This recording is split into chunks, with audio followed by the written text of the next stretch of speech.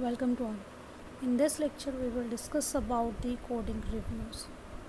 So, first of all, we now understand about the some codings.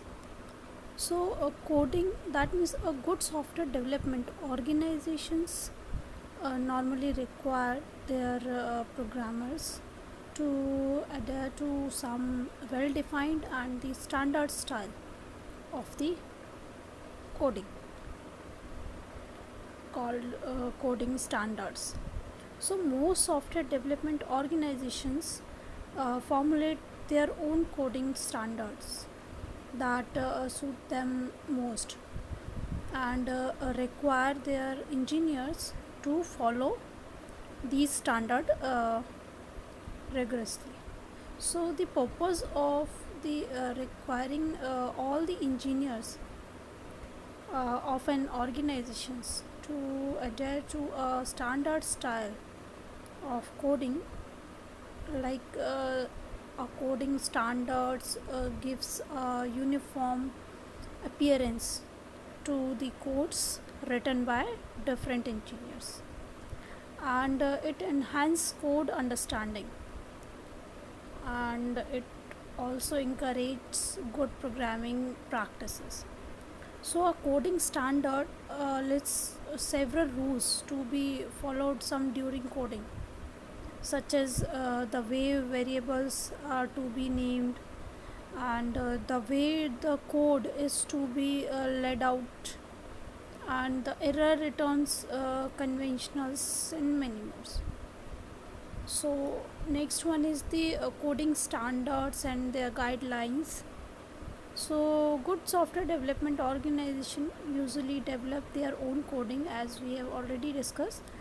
Uh, so their own coding standards and guidelines depends on what best suits their organization and the types of the products they develop. So the some basic representative coding standards are the first one is the rules for the limiting the use of global. Basically, these rules list what type of the data can be declared global and what cannot. So, in the next one, contains of the headers preceding codes for the different modules. So, the information contained in the headers of different modules should be standard for an organization and the exact format in which the header information is organized. The headers can also be specified. So some basic standards headers data are the name of the modules and the date on which the modules was created and the author name and modification history and the different functions supported along with their input output parameters and the global variables accessed modified by the modules. And next one is the naming conventions for the global variable and the local variable and the constant identifiers. So a possible naming convention can be that global variables names always start with a capital letter and local variable names are made of small letters and the constant name are always capital letters. So the next guidelines for this is the error returns and the conventions and the exceptions handling mechanism. So the way error conditions are the reported by the different functions in a program are handled should be standard within an organization. For example, different functions while encountering an error condition should either return a 0 or 1 consistently. So some basic followings are the representative coding guidelines recommended by some many software development organizations are the code not use a coding style. Do not use a coding style that is too clever or too difficult to understand. So code should be easy to understand, and many inexperienced engineers actually take pride in written cryptic and incomprehensible codes. So clever coding can obscure meaning of the code and the hamper understanding. So it also makes maintenance difficult. So it should be in a clear formats. So next one is the avoid obscure side effects. So the side effect of a functions call include some modifications of parameters passed by the reference, modifications of the global variables, and the input output operators. So an obscure side effect is one that is not obvious from casual examinations of the code. Basically, obscure side effects make it difficult to understand a piece of code. For example, if a global variable is changed uh, obscurely in a called module, or some input files is performed which is difficult to infer from the function's name and the header information. So it becomes difficult for anybody trying to understand the code. So next one is the do not use an identifier for the multiple purpose.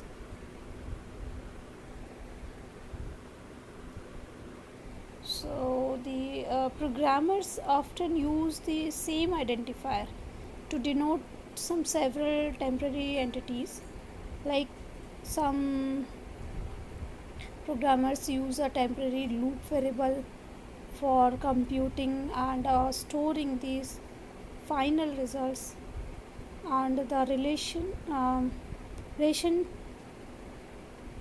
that is usually given by these programmers for such multiple uses of variables is memory efficiency.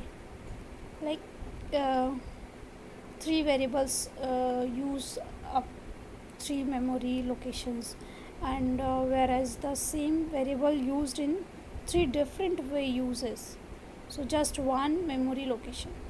So however, there are several things wrong with this approach and hence should be avoided.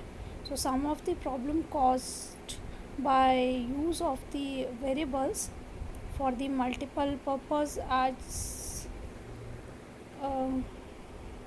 are the each variables should be given a descriptive name indicating its purpose. So this is not possible if an identifier is used for the multiple purpose, and use of a variable for the multiple purpose can lead to confusion and make it difficult for somebody trying to read and understand the code. And the use of variables for the multiple purpose usually makes future enhancement more difficult. So next one is the code should be well documented. As a rule of thumbs, there must be at least one comment line on the average for every three source lines. So next one is the length of any function should not exceed 10 source lines. Basically, a function that is very lengthy is usually very difficult to understand, as probably carries out some many different functions. For the same reasons, lengthy functions are likely to have a disproportionately larger number of the bugs. And next one is the do not use some go to statements. So use of go to statements makes a program unstructured and makes it very difficult to understand. So just do not use some go to, we can just create and direct codes. So next one is the code review. Code review for a model is just carried out after the module is successfully compiled and the all the syntax errors have been eliminated. So the source code review are extremely cost effective strategy for reduction in the coding error and to produce high quality codes. So normally two types of the reviews are carried out on the codes of a module. These two types code reviews techniques are the code inspections and the code walkthrough. So the code walkthrough is an informal code analysis technique, and in this technique, after a module has been coded, successfully compiled and all syntax error eliminated. So a few members of the development teams are given the code few days before the code through meeting to read the understand code, and each member select some test cases and the simulates executions of the code by hand. So the main objective of the walkthrough are to discover the algorithmic and the logical errors in the codes.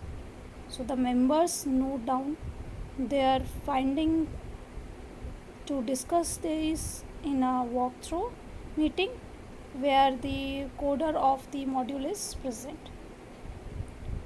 And each through a code walkthrough is an informal analysis technique, and several guidelines have evolved over the year for making this naive but useful analysis technique more effective.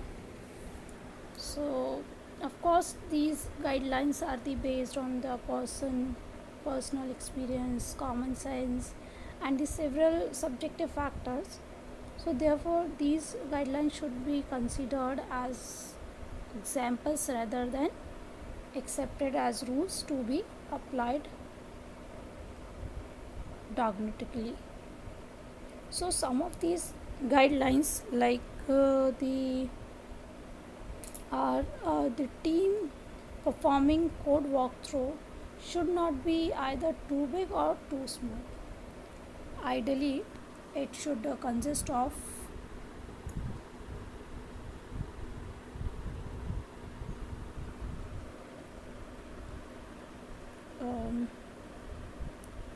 it should consist of the between 3 to 7 members,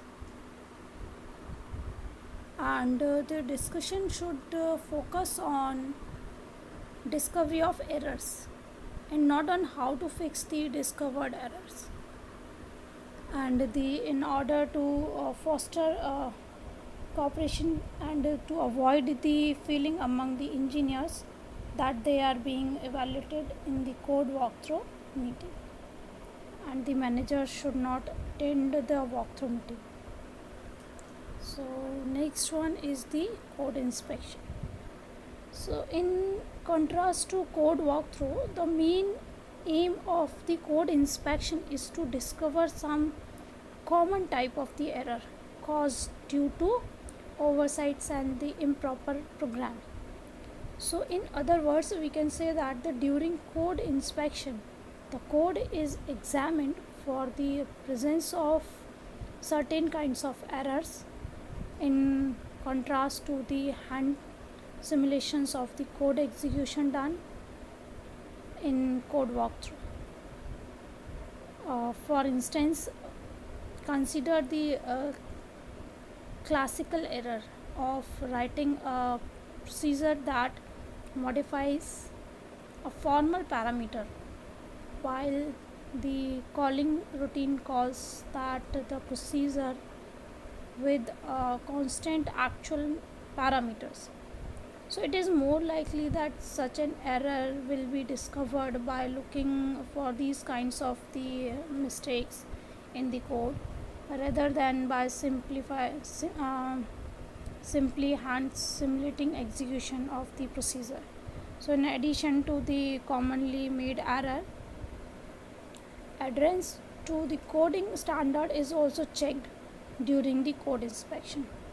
And good software development companies collect some statistics uh, regarding different types of the error commonly committed by their engineers and identify the types of error most frequently committed.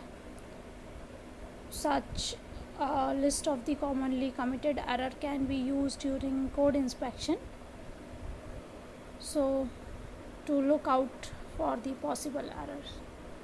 So some list of some classical programming errors which can be checked during code inspections are the use of uninitialized variable and the jumps into loops and the non-terminating loops and incompatible assignments, array indices out of bounds, improper storage allocation and deallocation, and mismatch between the actual and the formal parameters in the procedure calls, and use of the incorrect logical operators or incorrect precedence among the operators, and improper modifications of the loop variable and the comparisons of the quality of the floating points variable. So this is about some code review techniques. So next one is the clean room testing. Clean room testing, basically this type of testing relies heavily on the walkthrough, inspections and the formal verification. So the programmers are not allowed to test any of their code by executing the code other than doing some syntax testing using a compiler.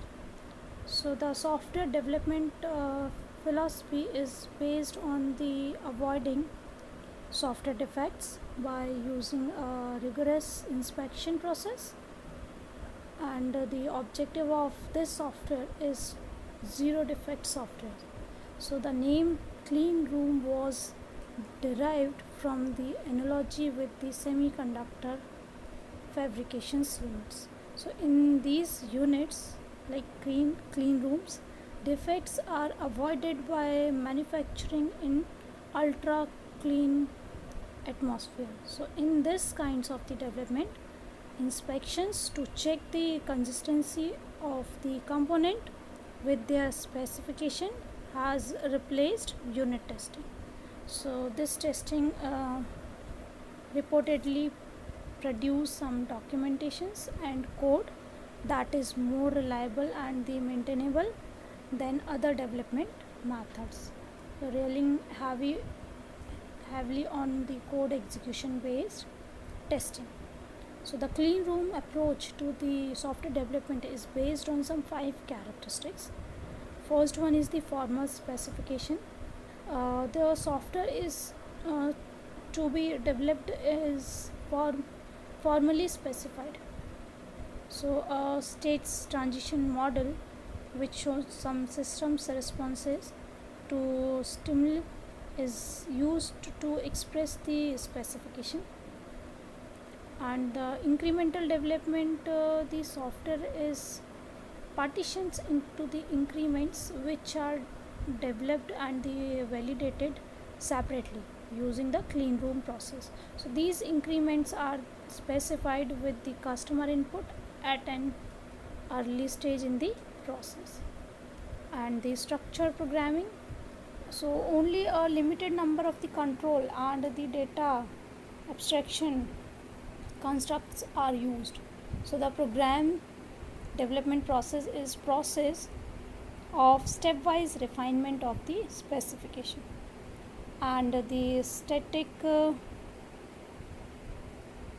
verification. The developed software is statically verified using rigorous software inspection. So these there is no unit or module testing process for the code components. And the next one is the statical testing of the system. So the integrated software increment is tested statistically to determine its reliability, and these statical tests are based on the operational profit profile, which is developed in the parallel with the system specification. So the main problem with this approach is that the testing effort is increased as walkthrough inspections and the verifications are time consuming.